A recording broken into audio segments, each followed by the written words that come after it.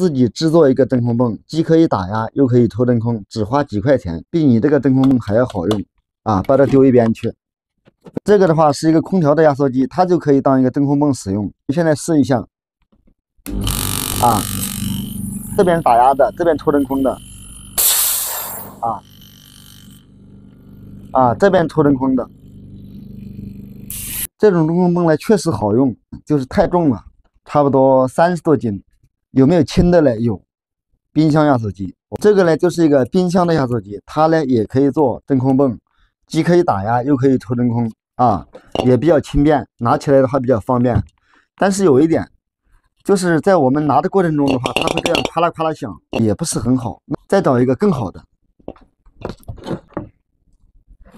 啊。这个的话也是一个冰箱的压缩机啊，是一个卧室压缩机。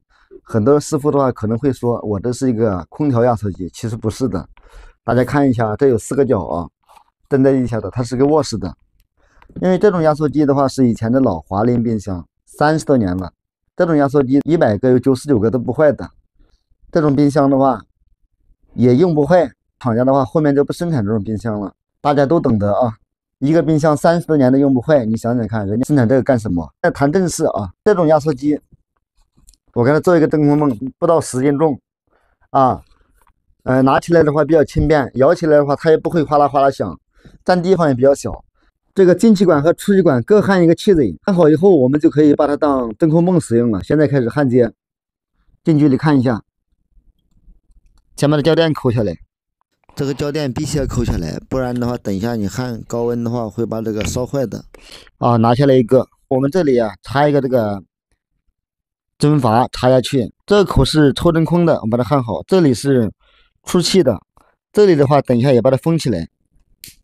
现在开始焊接，先把藤管烧红，把这个口再夹一下，把这个口夹好，等一下封死焊好。焊条的话接起来不浪费，把刚刚夹死那个口给它封好。大冒烟，很烫，焊的虽然不好看，但是比较结实，不漏气。